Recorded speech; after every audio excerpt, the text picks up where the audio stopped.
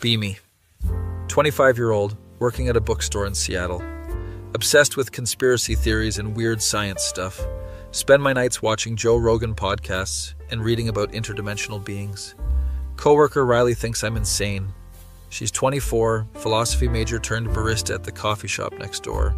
Comes in every day to buy the weirdest books we have. Last week she bought a book about quantum mechanics, written by a guy who claims he's from the future. Today she walks in wearing a Doctor Who shirt. Immediately start geeking out. We talk about time travel theories for like 30 minutes. She mentions bootstrap paradox. I bring up the grandfather paradox. Riley says time is a flat circle. Reference, True Detective. She actually gets it. Holy shit, a girl who understands my references. We exchange numbers to continue the debate later. That night she texts me a 47-minute video about the Mandela effect. Send her back a documentary about CERN potentially opening portals. This goes on for weeks. We're basically just trading conspiracy content like Pokemon cards. My roommate Derek thinks I'm dating her. Not dating, just discussing whether reality is a simulation. Totally normal friendship behavior. Riley invites me to this lecture about multiverse theory at the university. Some professor with crazy hair talking about infinite timelines. Sounds like Doc Brown, but with actual credentials. After the lecture, we grab food at this Thai place. She orders something so spicy the waiter warns her twice. Eats it without flinching. Meanwhile, I'm dying from mild salsa yesterday. She laughs at my weak stomach. I laugh at her conspiracy that birds are government drones. Wait, she's actually serious about the birds. Show her a pigeon outside. She insists it's surveilling us. This girl is perfect. We start hanging out more, always at weird places. One day it's a museum exhibit about ancient aliens. Next day it's an underground comedy show.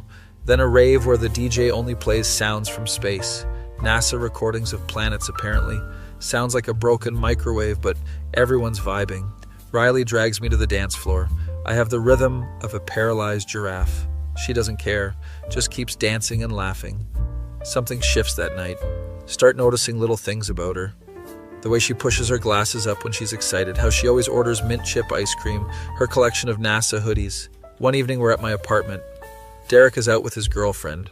We're watching this Joe Rogan episode about DMT and alternate dimensions. Joe is going off about machine elves. Riley is completely absorbed, pauses the video, turns to me with this serious look. What if we're already in contact with interdimensional beings? I ask her to elaborate. She goes into this whole theory. Deja vu is just us remembering interactions with our alternate selves. Ghosts are people from parallel timelines bleeding through. Aliens are actually us from the future. I'm hooked on every word. She's gesturing wildly, almost knocks over my lamp, catches it at the last second.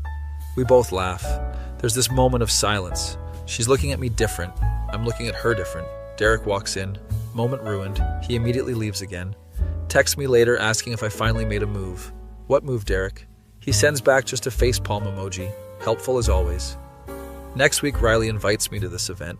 Apparently there's a guy giving a talk about time slips. People who accidentally travel through time for brief moments. Sounds insane. Obviously, I'm going. The venue is this tiny bookshop basement. Maybe 20 people there. Speaker is this old dude named Frank. Claims he time-slipped to 1952 while walking his dog. Showed up in the same park, but everything was vintage. Stayed there for 6 minutes, then snapped back to present day. His dog was very confused. Riley is taking notes, like this is a college lecture. I'm just trying not to laugh at the dog part. After the talk, Frank opens it up for questions. Riley raises her hand, asks if he thinks interdimensional beings facilitate these slips. Frank gets really excited. They talk for 15 minutes straight. I'm just sitting there watching her be passionate about time anomalies. Realize I'm completely gone for this girl. Shit. We leave the bookshop, walking through downtown Seattle at night. She's still rambling about Frank's experience. What if time isn't linear? What if every moment exists simultaneously? What if we're living all our lives at once? I tell her that's basically the plot of Everything Everywhere All at Once. She stops walking, looks at me. That movie changed my life. Same. We stand there in the middle of the sidewalk, people walking around us. She mentions the scene with the hot dog fingers. I mention the fanny pack universe. We're both grinning like idiots. She asks if I want to get coffee. It's 10 p.m., but sure. We end up at this 24-hour diner instead. Order way too much food. cheese fries, onion rings, milkshakes. She tells me about her childhood. Grew up in Portland. Parents were hippies who believed in crystal healing.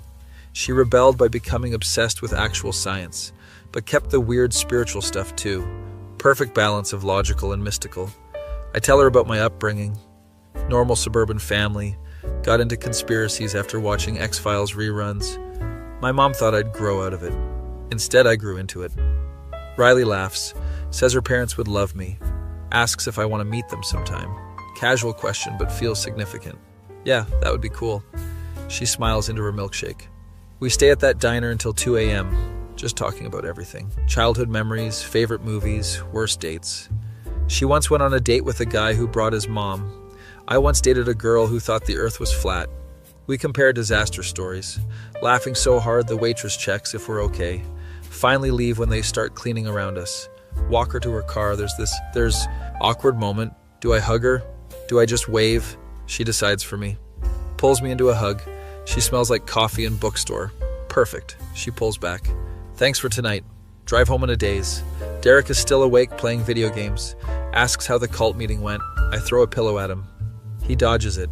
Asks when I'm going to tell her I like her. I don't like her, Derek. He pauses his game. Turns around. Gives me the most disappointed look. You literally just got back from a 4-hour date. That was not a date. It was hanging out. He goes back to his game, mutters something about oblivious idiots. Whatever, Derek. Go to my room. Riley texts me. Had fun tonight. We should do it again. Definitely. She sends a meme about time travel. I send one back about aliens. This continues until 4 a.m. Fall asleep smiling at my phone. Like a teenager. I'm 25 years old. Pathetic. Next day at work, my manager asks if I'm okay. Apparently I've been grinning at nothing. Snap out of it. Focus on restocking books. Riley comes in during lunch. Brings me a sandwich from the coffee shop. Remembered I said I like turkey and Swiss. This girl remembers my sandwich preferences. We eat together in the back room. She tells me about this podcast episode. Guest was talking about how consciousness might be quantum. We exist in superposition until observed. I mentioned Schrodinger's cat. She mentions the observer effect. My coworker Janet walks in, immediately backs out, mutters something about young love. We're not in love, Janet. We're discussing quantum mechanics. Totally different. Riley has to get back to work. Leaves, but not before stealing one of my fries. I pretend to be offended. She just grins and walks out. Janet comes back in. You two are ridiculous. What? Just ask her out already. We're just friends, Janet. She gives me the same look Derek gave me. Everyone is being weird. That weekend, Riley invites me hiking. She wants to visit this spot where people report seeing UFOs. Obviously, I'm down. We drive 2 hours outside the city. The trail is brutal. I'm out of shape. She's basically speed walking up this mountain. Stops to wait for me every 10 minutes. I'm dying. She offers me water. I accept gratefully. She calls me a casual. I call her a show-off. We finally reach the spot. It's this clearing with a perfect view of the sky. We set up her telescope. She brought a telescope. Who brings a telescope hiking? Riley does, apparently. We spend hours just looking at stars. She points out constellations, tells me the mythology behind them. I pretend I didn't already know, just like hearing her talk. She's in the middle of explaining Andromeda. Suddenly stops. Do you ever think about how we're made of star stuff? Carl Sagan reference. Yeah, all the time, actually. She turns to look at me. We're literally the universe experiencing itself. That's beautiful. You're beautiful. Did I just say that out loud? Her eyes go wide. I panic. I mean, the sentiment is beautiful. The philosophical concept. Very beautiful concept. She's just staring at me. I want to die. Then she laughs. Not a mocking laugh. A genuine happy laugh. You're such a dork. Takes one to know one. She pushes my shoulder. We go back to stargazing. But something's changed. There's this tension now. Good tension, though. On the drive back, she falls asleep, head against the window. I glance over every few minutes. She looks peaceful. Get back to the city around midnight. Pull up to her apartment. Gently wake her up. She's disoriented. Asks if we're in the right timeline. Yes, we're in the right timeline. She laughs sleepily. Walks to her door. Turns back. Today was perfect. Yeah, it was. She waves and goes inside. Sit in my car for a minute. Processing. Drive home. Derek is having people over. Some party I forgot about. Try to sneak to my room. His girlfriend Melissa spots me. She corners me in the kitchen. So, when are you telling Riley? Not you too, Melissa. She hands me a beer. Everyone can see it, except you two apparently. See what? That you're crazy about each other. We're just friends. Melissa laughs. Sure, and Derek and I are just roommates. That's different, you're actually dating. And you and Riley will be too eventually. She walks away, leaving me confused in my own kitchen. Spend the rest of the party thinking, maybe everyone has a point. Maybe I do like her, more than as a friend. Shit. Monday comes. Riley texts asking if I want to watch this new documentary about government cover-ups of alien contact. Obviously, yes. She comes over that evening. We're on the couch. Documentary is actually pretty compelling. Former government officials testifying about UFOs. Riley keeps pausing to discuss. What if disclosure happens in our lifetime? Would change everything. She's sitting really close. Can smell her shampoo. Coconut. Focus on the documentary. Stop being weird. She leans against me. Just casually. Like it's normal. I freeze. She doesn't seem to notice. Just keeps watching. Eventually relax. Put my arm around her. She nestles closer. This is fine. Everything is fine. Documentary ends. Neither of us move. She breaks the silence. Can I tell you something weird? Always. She sits up. Looks at me seriously. I think I've known you before. Like in a past life. Interesting theory. No, like I'm serious. The first time we talked, it felt like remembering. I felt that too. She gets excited. What if we're soulmates? Across timelines. What if we find each other in every universe? That's very romantic. She blushes. I mean theoretically romantic. From a multiverse perspective. Right, theoretically. We're both blushing now. This is ridiculous. I should just tell her. Open my mouth. My phone rings. It's my mom. Worst timing ever. I apologize. Take the call. Mom wants to know if I'm coming home for Thanksgiving. It's September, Mom. She likes to plan ahead. Talk for 5 minutes. Hang up. Riley is on her phone. Moment is gone. She says she should probably head home. Early shift tomorrow. Yeah, okay. Walk her to the door. Awkward goodbye. She leaves. I stand there like an idiot. Derek emerges from his room. You're hopeless. I know, Derek. Week goes by. Things are slightly weird. We still text, but less frequently. She's busy with work. I'm busy with work. At least that's what we tell ourselves. Friday night, I'm closing the bookstore. She walks in right before closing. Looks nervous. Can we talk? Of course. I lock up. We sit on the bench outside. She takes a deep breath. I've been thinking about what I said, about knowing you before. I remember, she continues. I think the reason I believe in time travel is because of you. What do you mean? She looks at me. Meeting you felt like coming home, like I've been looking for you across multiple timelines, and I finally found you. My heart is pounding. She's not done. I know that sounds crazy. I know we always joke about conspiracies and theories, but this is real. You make me believe in impossible things. I don't know what to say. She looks down. Sorry, that was too much. I should go. Starts to stand. I grab her hand. She stops. Looks at me. I believe in impossible things too, because of you. She sits back down. Really, I take a breath. Time to be brave. I think about you constantly. Every weird documentary reminds me of you. Every conspiracy theory makes me want to text you. You're the first person I want to tell everything to. She's smiling now. Keep going. I think you're brilliant and weird and perfect. I think we might actually be soulmates across timelines, or at least in this one. She laughs, tears in her eyes. You're such a dork. Learn from the best. She kisses me. Right there on the bench, outside the bookstore, under the Seattle streetlights. It's perfect. We pull apart, both grinning. So, are we doing this? Definitely doing this. She kisses me again. My phone buzzes. Ignore it. Buzzes again. She pulls back laughing. You should check that. It's Derek. Finally, you idiot. How does he know? Look up. He's watching from across the street. Gives us a thumbs up. Riley waves at him. I flip him off. He laughs and walks away. She stands up, pulls me with her. Come on, where are we going? To celebrate. We end up at the same diner, order the same food, but everything feels different, better. She reaches across the table, takes my hand. So, boyfriend. Yeah, girlfriend. We're really doing the labels? Unless you want to keep it ambiguous. Like Schrodinger's relationship. She throws a fry at me. I catch it in my mouth. She looks impressed. That was actually cool. I know, right? We stay until 3 a.m. again. The waitress recognizes us, brings us free pie, says she's glad we figured it out. Apparently everyone knew. Even the diner staff. We were that obvious. Walk to her car. She kisses me goodnight. Text me when you get home. Such a mom thing to say. She shoves me playfully. Just do it. I salute. She rolls her eyes, drives away smiling. Get home. Derek is still awake. I don't want to hear it. He grins. I'm proud of you. That's somehow worse. Go to bed. Riley texts. Home safe, boyfriend. Sleep well, girlfriend. She sends a heart emoji. I send one back. Life is weird. Met a girl who believes birds are government surveillance. Who thinks we're soulmates across dimensions. Who makes me believe in time travel. Because meeting her felt like destiny. Like every timeline led to this moment. My face when I realized love is just quantum entanglement. That feel when you find your person across infinite universes.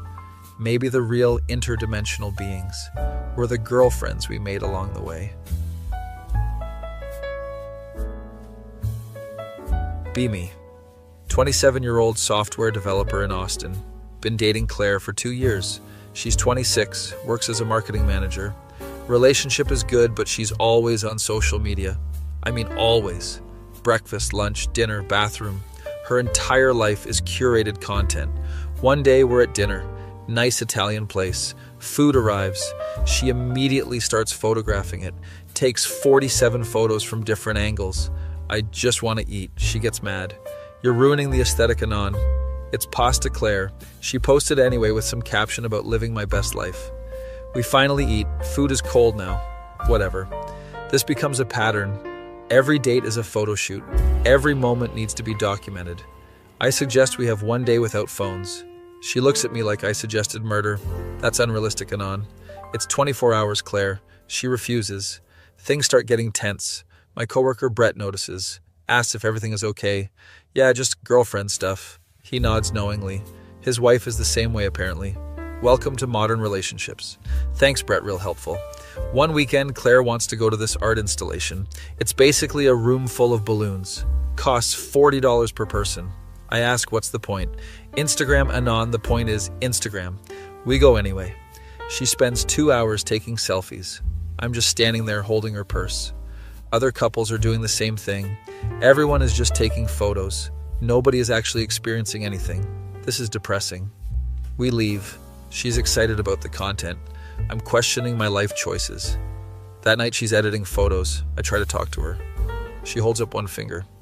Wait, I need to post this during peak engagement hours. It's 11 p.m.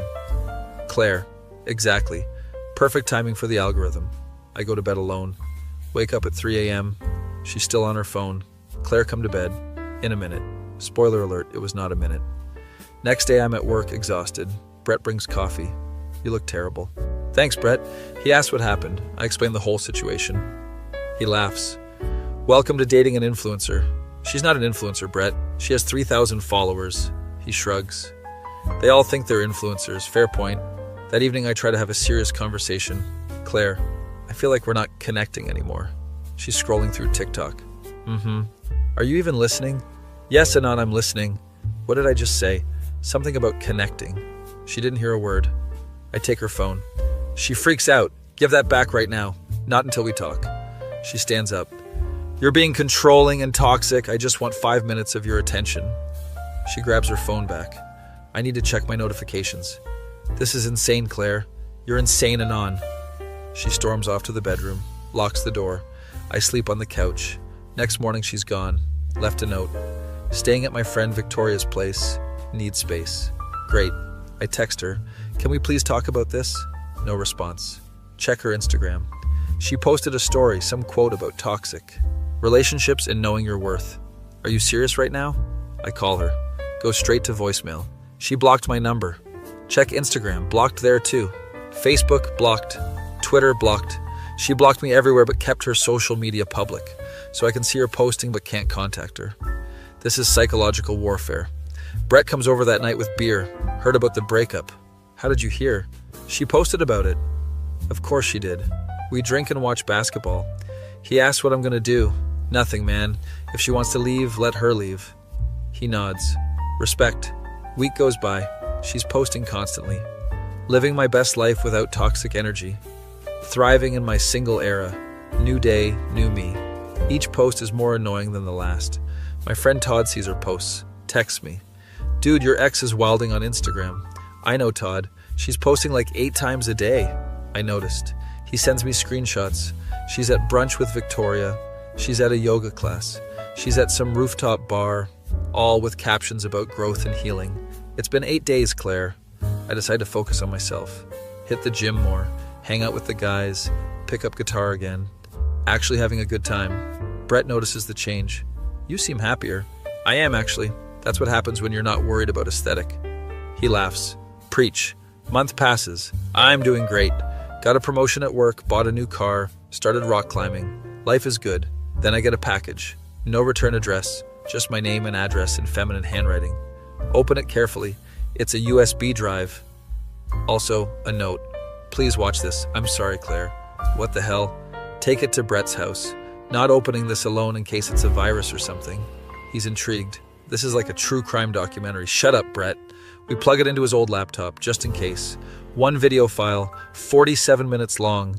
We look at each other. Play it, play it. Video starts. It's Claire sitting in her apartment. She looks rough, hair messy, no makeup, wearing sweats. She takes a deep breath. Hi, Anon. I know I blocked you everywhere. I know I said terrible things. I need to explain everything. Brett leans forward. This is better than Netflix. Shush, Claire continues. After I left, I thought I was right. I told Victoria everything from my perspective. She agreed with me that you were toxic. We spent weeks validating each other. Then one day, Victoria's boyfriend, Nathan, came over. He asked why I was at their place so much. I explained the whole situation. Nathan just stared at me. He asked if I was serious. I said yes. Why? Brett is eating popcorn now. Where did you get popcorn?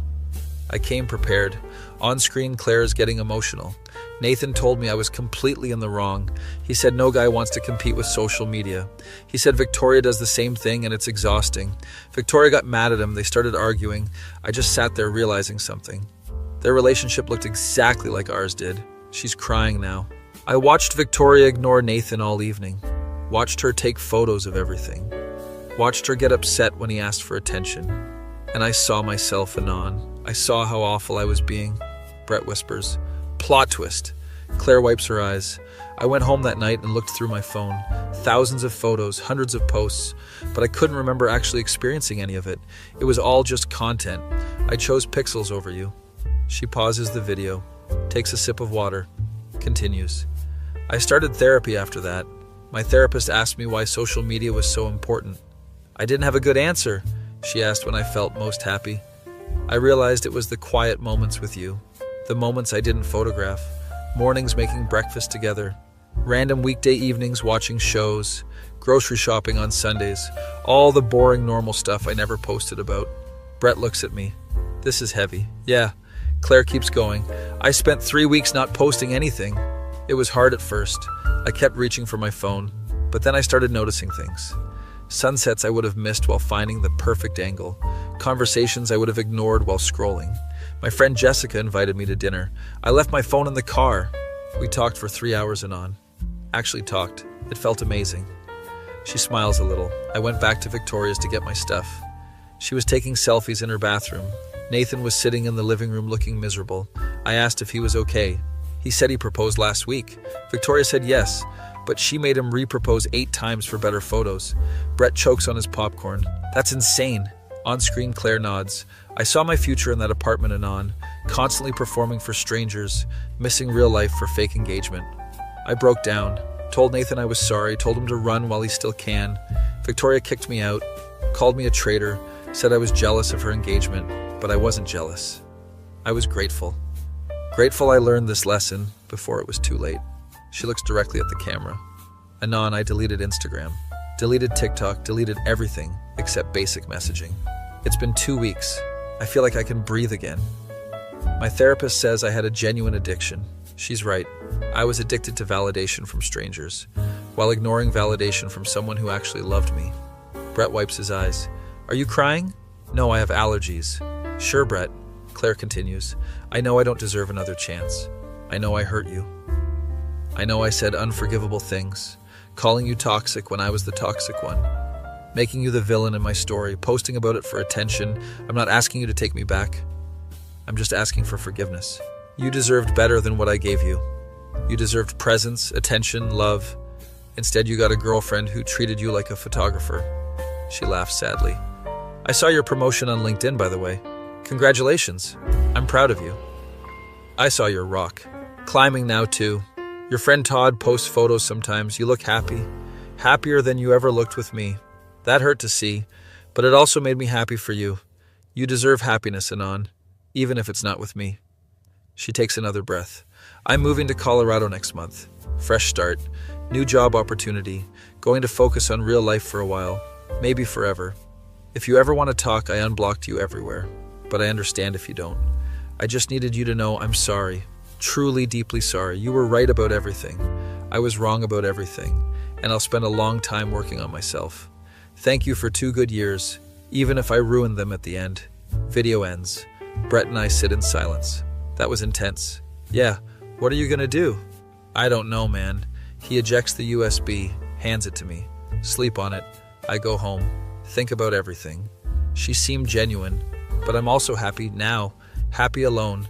Happy without drama. Happy without competing for attention. Spend the next week thinking. Todd asks if I'm okay. Seen you staring into space a lot. X sent me an apology video. Todd's eyes go wide. What kind of apology? 47-minute apology, he whistles.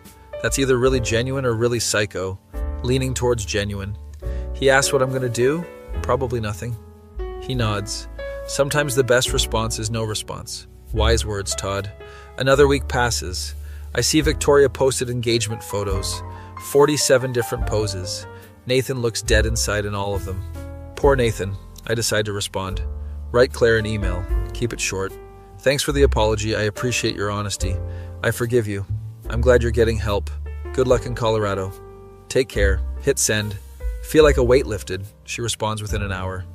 Thank you, Anon. That means everything. I wish you all the happiness. You deserve it. Take care of yourself. And that's it. Clean closure. Tell Brett about it. He seems disappointed. I thought there would be more drama. Sorry to disappoint. He shrugs.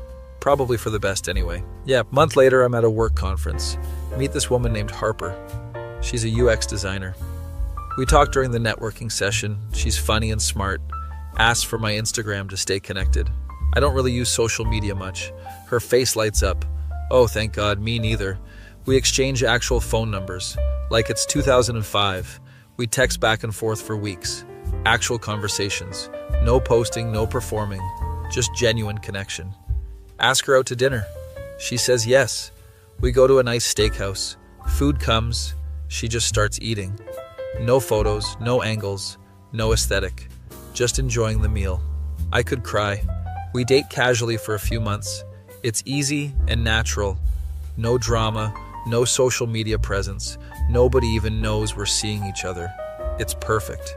Then one day Harper asks about previous relationships. I tell her about Claire, the whole story. She listens without interrupting. When I finish, she's quiet. That must have been exhausting. It really was. She reaches across the table, takes my hand. I don't need to post about us to prove we're real. I just need us to be real. Marry this woman. Wait, no, not doing that again. We keep dating, but I realize something. I'm happy, but something feels off. Harper is great, but I'm still carrying baggage. Decide I need more time alone. Have an honest conversation with Harper. She's understanding. We part as friends. Spend the next 6 months really working on myself. Therapy, meditation, reading. Pick up cooking as a hobby. Join a men's support group. Bunch of guys dealing with various life stuff. There's Greg, who's going through divorce. Carlos, who lost his job. Steven, who's struggling with anxiety. We meet every Tuesday. Just talk about life. No judgment, no social media, no performance. Real, authentic connection. One day, Greg brings up relationships. Asks if anyone is dating. I mention my situation.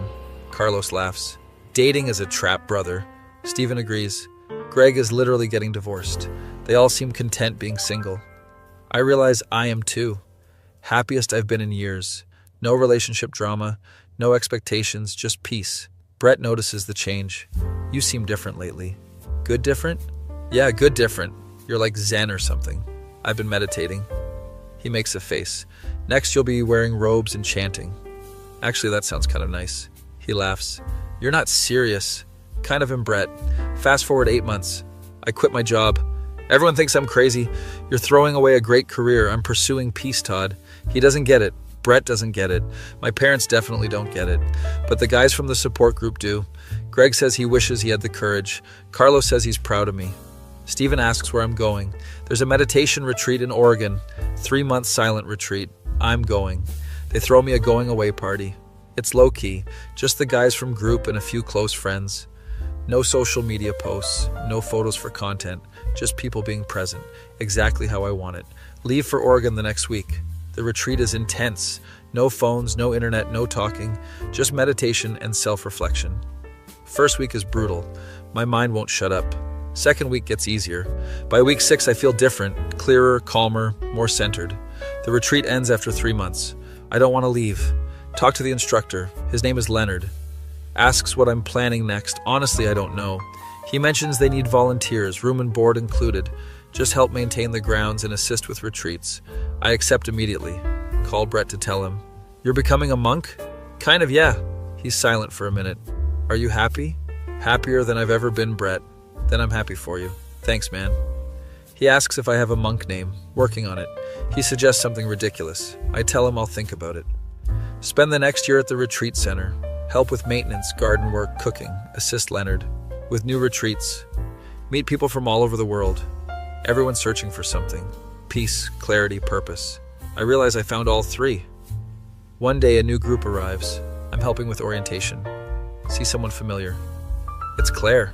She doesn't recognize me at first. I have a beard now and lost 30 pounds. During the welcome session, she keeps looking at me, finally approaches after. Anon? Hey, Claire. She looks shocked. What are you doing here? I volunteer here.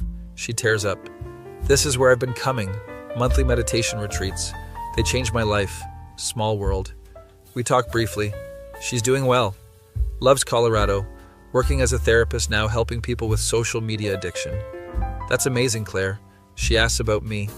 I'm happy here. Found my peace. She smiles. You look peaceful.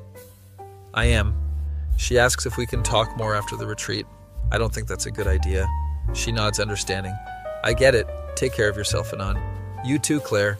She goes to her orientation. I go back to the gardens. Leonard finds me later. You okay? Yeah, just unexpected. He sits down. The universe has a sense of humor, apparently. He asks if seeing her changed anything. I think about it. No, actually, I'm good. He pats my shoulder. Then you've truly let go. Guess I have. Claire finishes her retreat and leaves. We don't talk again. Don't need to. Both found our own paths. Year later, I'm still at the retreat center. The other volunteers start calling me Chudda. Apparently it's a joke about being a chill Buddha. The name sticks. Even Leonard calls me Chudda now. I don't mind, kind of fits. Todd visits one day.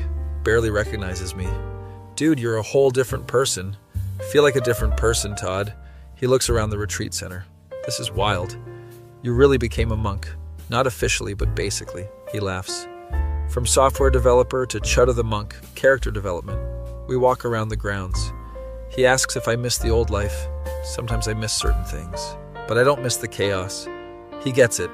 Mentions he's been struggling with his own relationship.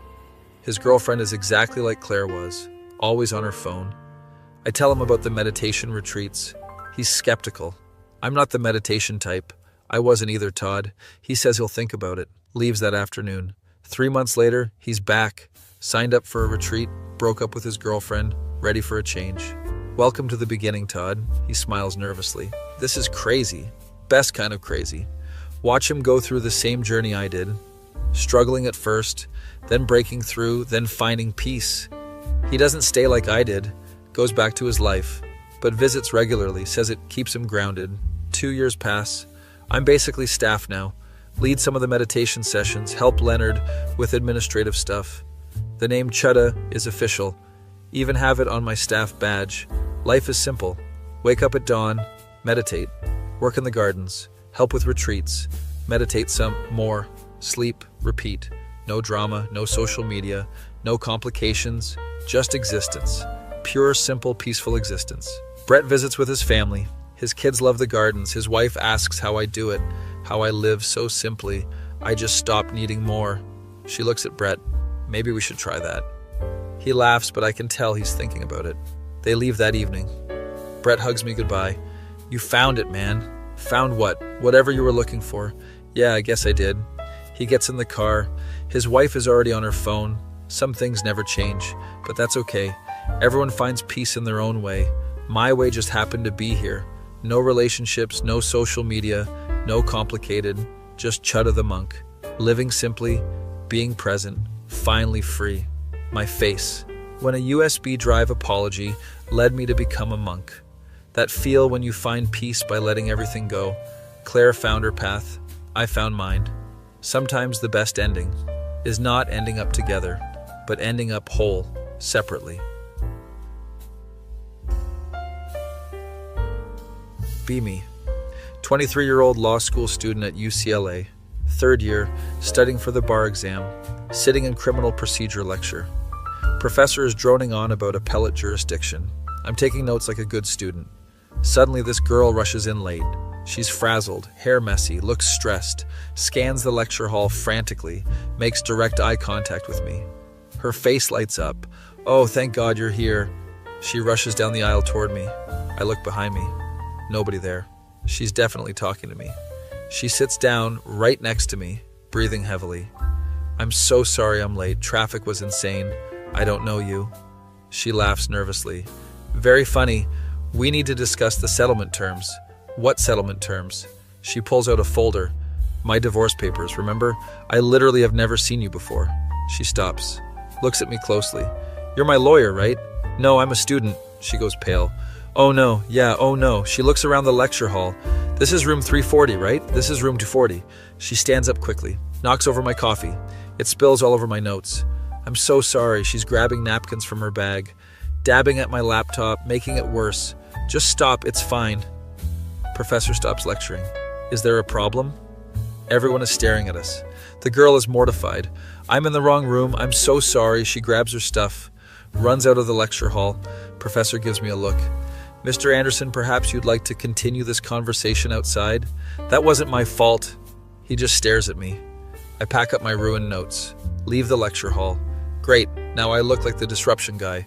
Sit in the hallway trying to dry my notes. My phone is sticky from the coffee. Fantastic. The girl from earlier appears, sits down next to me on the floor. I found my actual lawyer. Good for you. She looks at my notes. I really am so sorry about this. It's whatever. She opens her wallet, pulls out $40. For your coffee and the trouble. I don't want your money. She insists. Please, I feel terrible. Fine, whatever. Take the money just so she'll leave. She smiles. I'm Natalie, by the way. Cool. You're not going to tell me your name? Why would I? She laughs. Fair point. I did just ruin your day. Pretty much. She stands up. Well, thanks for being understanding. I wasn't understanding, I was annoyed. She's already walking away. Waves without turning around. Weird interaction. Go back to my apartment to change. My roommate Felix is there. Why are you home? Some girl spilled coffee on me in class. He laughs. Was she hot? Not relevant, Felix. So she was hot. I throw my coffee-stained shirt at him. He dodges it. Tell me what happened. Explain the whole situation. He's crying, laughing. She thought you were her divorce lawyer? That's what she said. Felix wipes his eyes. That's the best story I've heard all week. Glad my suffering amuses you. He asks if I got her number. Why would I get her number? Because it's a great meet cute story. It's not a meet cute. It's a meet disaster. He shrugs. Potato, potato. I change and go back to campus. Spend the afternoon in the library, trying to rewrite my notes from memory.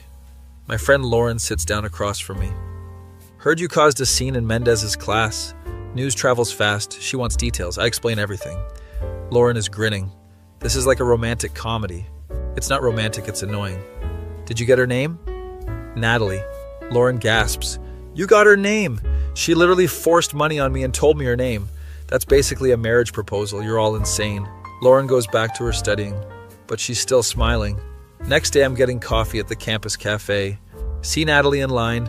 She's on the phone arguing with someone. No, Steven, you can't have the lake house. We bought it with my money. Must be the ex-husband. I try to sneak past her. She spots me, hangs up immediately. Hey, coffee guy, I have a name, which you never told me. I'm trying to leave. She follows me to a table. Sits down, uninvited. How are your notes? I rewrote them. She looks genuinely relieved. Good, I was worried about that all night. You were worried about a stranger's notes? Well, yeah, I ruined them. She's weird. She asks what I'm studying. Criminal procedure. Her eyes light up. Oh, that's what my actual lawyer said I need to understand. I don't want to hear about your divorce. She ignores me. So, my husband, well, soon-to-be ex-husband, he's trying to claim I abandoned the marriage. Can you believe that? I literally don't know you. He's the one who had an affair with his CrossFit instructor. Such a cliche, right? I'm just trying to drink my coffee. Natalie keeps talking, and now he wants half of everything. Half of the house I bought, half of the car I paid for, half of the dog. You can't split a dog. Exactly. She slams her hand on the table. That's what I told my lawyer. The people at the next table look over. She doesn't notice. I'm going to fight for Mr. Pickles. Your dog is named Mr. Pickles? She smiles.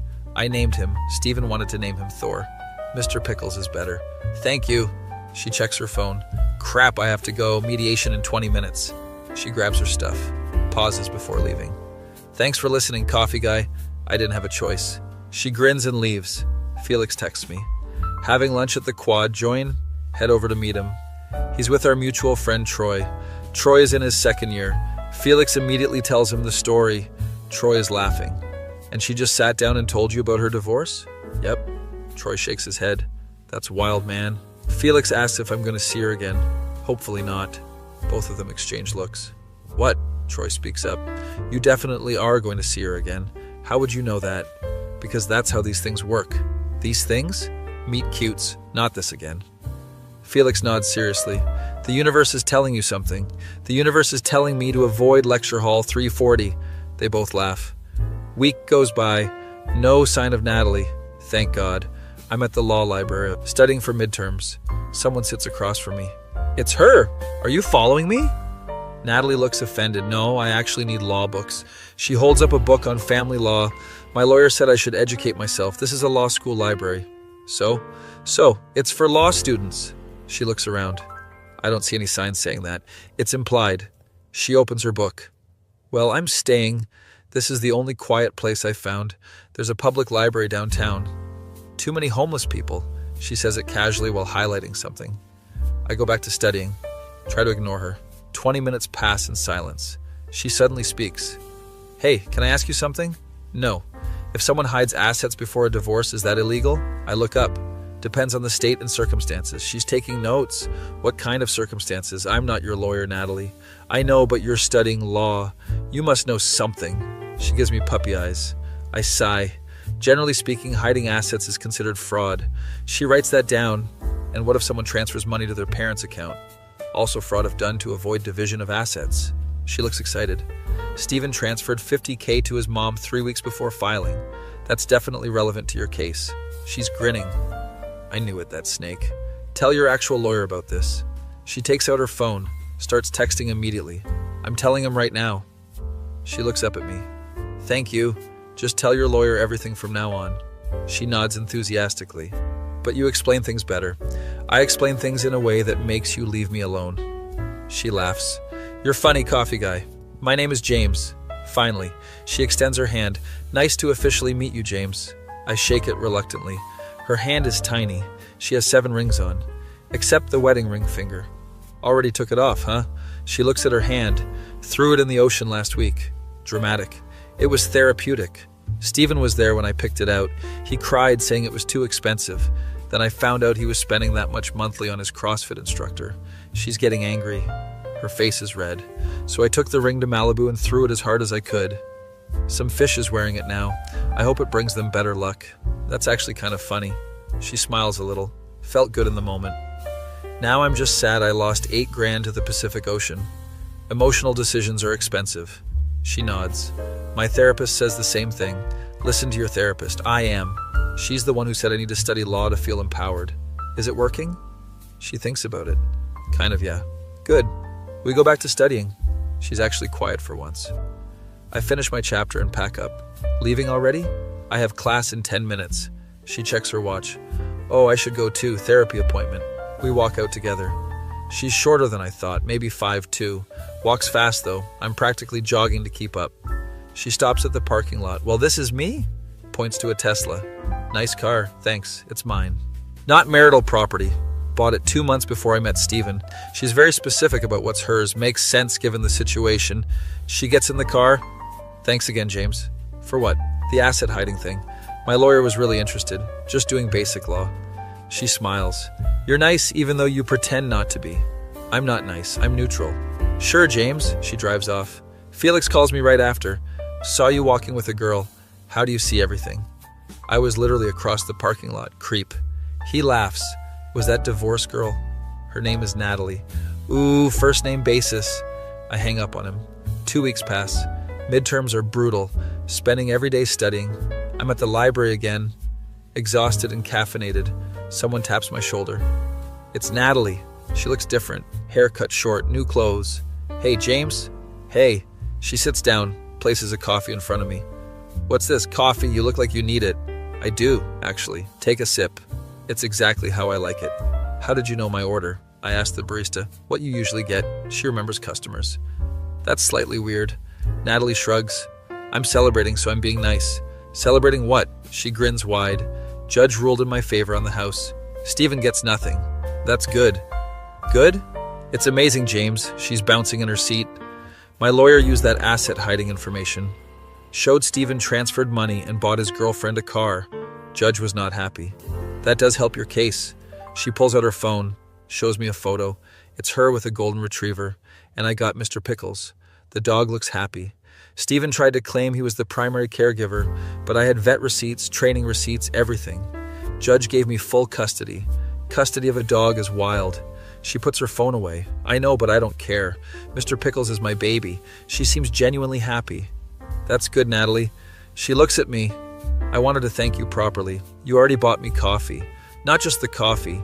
You helped me when you didn't have to. You listened when I was a mess. You gave me legal insight that actually mattered. I just answered basic questions. She shakes her head.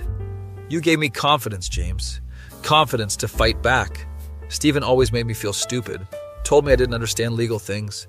But you explained stuff and I got it. I realized I'm not stupid. He was just condescending. Good for you. She smiles. So thank you. You're welcome. She stands up. I should let you study. But if you ever need anything, let me know. She puts a business card on the table. It has her number and email. I'm a graphic designer, by the way. Noted. She leaves. Felix appears from behind a bookshelf. Were you hiding there? I was studying, over there. He points to a spot with clear view of my table. You're insane. Did she just give you her number? Business card. Same thing, James. I throw it away in front of him. He looks horrified. Why would you do that? Because I'm not interested. She's literally perfect for you. How would... You know that? Felix counts on his fingers. She's going through something you understand. She thinks you're smart. She bought you coffee. She has a dog. You love dogs. Those are not qualifications for dating. He picks the card out of the trash. I'm keeping this. Why? In case you come to your senses. I won't. He pockets it anyway. A month later, finals are done. Summer break starts. Most people go home. I stay in LA for a summer internship, working at a small firm downtown. Mostly doing research and filing. Boring, but good experience. My supervisor is this guy named Hugh. He's in his 40s, divorced twice. Gives unsolicited life advice constantly. One day at lunch, he asks about my personal life. Seeing anyone? No. He nods like I confirmed something. Smart. Law school relationships never work. I wasn't avoiding them for that reason. He continues anyway. My first wife left me during my second year. Said I cared more about torts than her. She wasn't wrong. That's depressing, Hugh. He shrugs. Third wife is great, though. You said you were divorced twice? Currently going through the third? But we're friendly. I eat my sandwich in silence. Hugh keeps talking. You know what the problem was? I didn't ask. I never fought for them. Just let them leave. Makes things easier. If you say so, Hugh. He points his fork at me. You meet someone worth fighting for, you fight. Don't be like me. Noted. Get back to the office. Spend the afternoon reviewing contracts. My phone buzzes. Unknown number. Usually ignore those. But something makes me check. Hey, James, it's Natalie. Felix gave me your number. Hope that's okay. Going to kill Felix. Text back. It's fine. What's up? She responds immediately.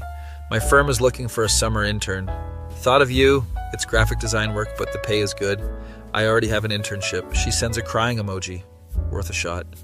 Then sends another message. How's summer going? Fine. Busy with work. She tells me about her week.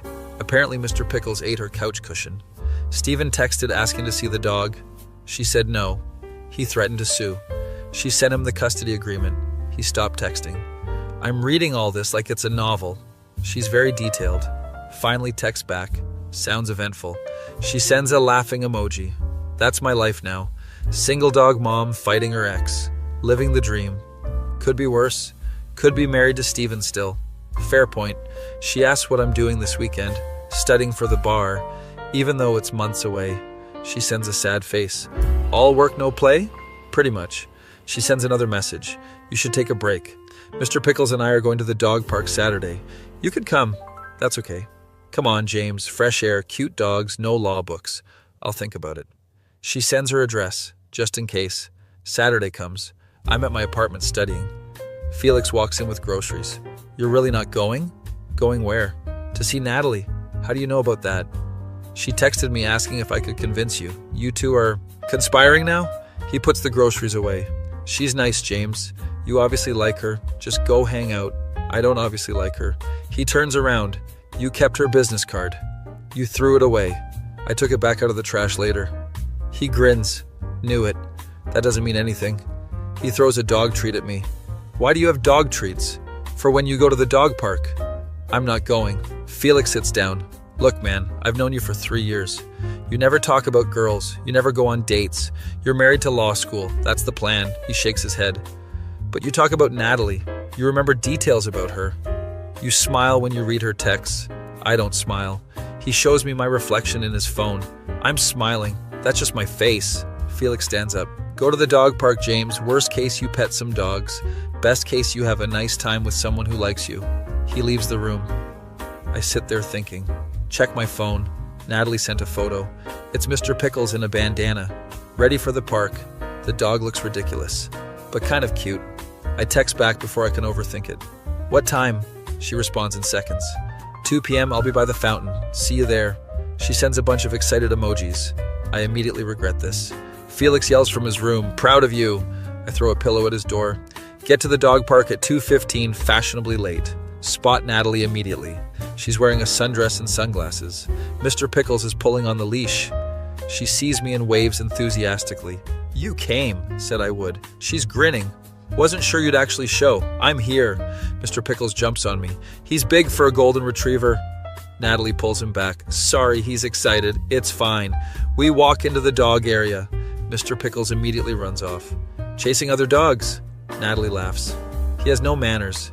Just like his dad. She means Stephen, I assume. We sit on a bench, watching the dogs play. It's actually nice. The weather is perfect. She asks about my internship. I tell her about Hugh and his 3 divorces. She's laughing. That's terrifying.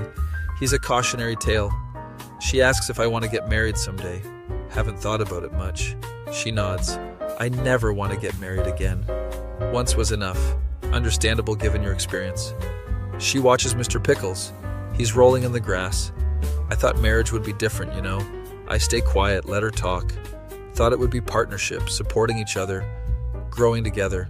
But Stephen just wanted a mom, someone to cook and clean and manage his life, while he did whatever he wanted. That's not partnership. Exactly. She turns to look at me. You get it. Most people tell me I should have tried harder. People say dumb things. She smiles. Thanks, James. We sit there for a while, just watching dogs and talking. She tells me about her graphic design work. Sounds interesting. She asks about criminal procedure. I explain some concepts. She actually listens and asks good questions. Time passes quickly. Mr. Pickles finally gets tired, collapses at our feet. Natalie stands up. Should probably get him home before he passes out completely. I help her get the dog to her car. He sprawls across the back seat. She closes the door. Thanks for coming today, James. It was nice. She looks surprised. Yeah? Yeah. She's blushing a little. We should do it again sometime. Maybe. She laughs. I'll take maybe. She gets in her car, waves as she drives off. I walk back to my car. Felix texts immediately. How was it? Fine. Just fine? It was good, Felix. He sends back a winky face. Annoying. Next few weeks pass. Natalie and I text regularly. Nothing serious. Just memes and dog photos. Updates about her divorce proceedings. Questions about law stuff. It's casual and easy. One day she texts about a work event. Her firm is having a gallery showing. displaying some of their design work. She asks if I want to come. When is it? Friday at 7, I'll be there. She sends a heart emoji, then immediately sends another text. As friends, obviously. No pressure, obviously. Friday comes, I actually put effort into my appearance. Felix notices, "You look nice. It's just a work event." He smirks. "Sure, James.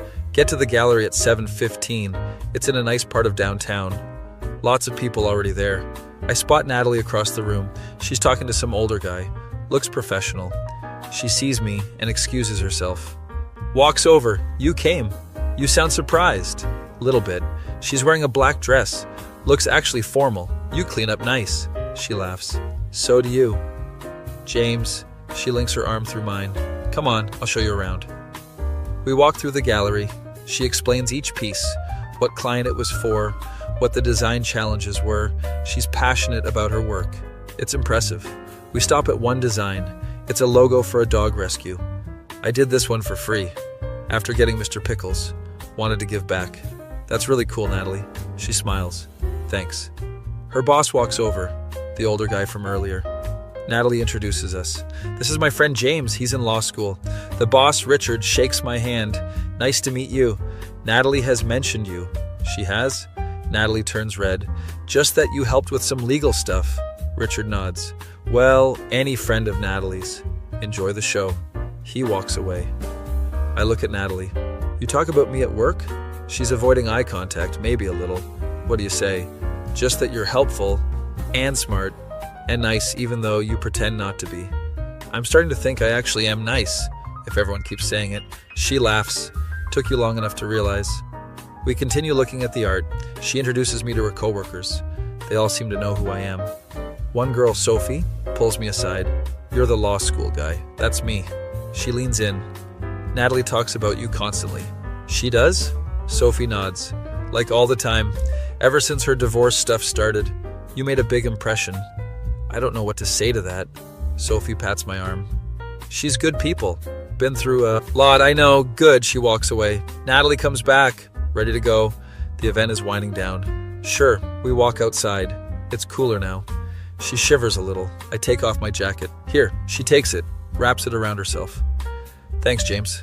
We walk to the parking structure. Our cars are on the same level. Convenient. We reach her Tesla. She turns to face me. "Thanks for coming tonight. It was fun." She hands back my jacket. Our hands touch for a second. She doesn't pull away immediately. "James, can I ask you something?" "Sure." She takes a breath. "Do you think I'm crazy?" "For what?"